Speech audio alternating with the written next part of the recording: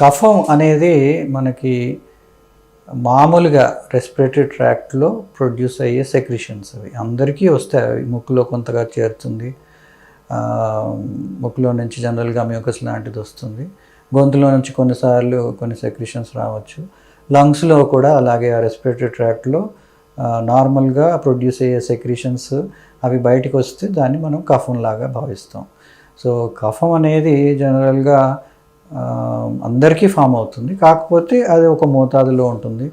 అది ఫామ్ అయినప్పుడు ఎందుకంటే మనం లంగ్స్ లో ఆ వెట్నెస్ మెయింటైన్ చేయడానికి కఫం అనేది ఇంపార్టెంట్.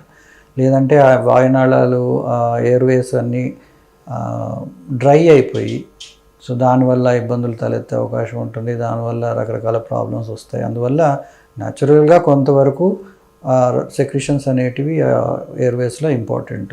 బట్ అది ఎక్కువ అయ్యి అది బయటకు వస్తుంది, దానివల్ల దగ్గు వస్తుంది. ఎందుకంటే విండ్ పైప్స్లో కఫం ఎక్కువైనప్పుడు ఆటోమేటిక్గా బాడీ దాన్ని బయటికి పంపించాలని చూస్తుంది, ఆ లంగ్స్ దాన్ని బయటికి తోసేయాలని దగ్గుతాయి. సో అవి మనం దగ్గినప్పుడు దాన్ని మనం బయట ఉమ్మేయడం కానీ కొన్నిసార్లు మింగడం కానీ చేస్తుంటాం. నార్మల్గా ఫామ్ అయ్యే సెక్రిషన్స్ ఆటోమేటిక్గా మనకు తెలియకుండానే మెల్లిమెల్లిగా పైకి ఎయిర్వేస్లో పై వరకు గొంతు వరకు వచ్చి మనం మింగేసినప్పుడు అవి కడుపులోకి వెళ్ళిపోతుంటాయి. బట్ ఎప్పుడైతే వాటి క్వాంటిటీ ఎక్కువ అవుతుందో అప్పుడు అది కఫం రూపంలో బయటకు వస్తుంది.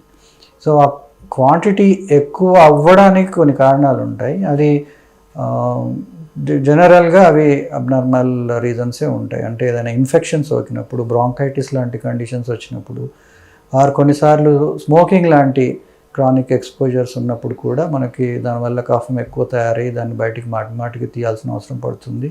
ఏమైనా బ్యాక్టీరియల్ కానీ వైరల్ ఇన్ఫెక్షన్స్ కానీ ఇట్లాంటివి జరిగినప్పుడు కూడా కఫం తయారై దాన్ని మనం దగ్గు ద్వారా బయటికి పంపించాల్సిన అవసరం పడుతుంది.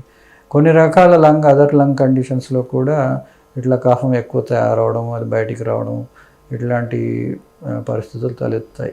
సో కఫం అనేది న్యాచురల్గా ఫామ్ అయ్యే ప్రాసెస్.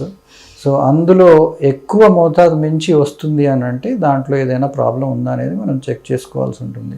దానికి సంబంధించి అవసరమైన బేసిక్ టెస్ట్ చేసుకుని అందులో ఏమైనా అబ్నార్మాలిటీస్ కనపడితే దానికి తగ్గట్టుగా అవసరమైన ట్రీట్మెంట్ తీసుకోవాల్సిన అవసరం ఉంటుంది. కొంతమందిలో కొంత సెన్సిటివిటీ వల్ల, అంటే అలర్జీ లాంటి ప్రాబ్లం అనుకోండి, థ్రోట్ అలర్జీ ఉందనుకోండి, అట్లాంటి వాళ్ళలో కొంచెం కఫం ఎక్కువ డెవలప్ కావచ్చు, ఆ కాఫ్ అనేది మాటికి వచ్చే అవకాశం ఉండొచ్చు. సో దాన్ని కంట్రోల్ చేసే కొన్ని మందులు ఉంటాయి. అవి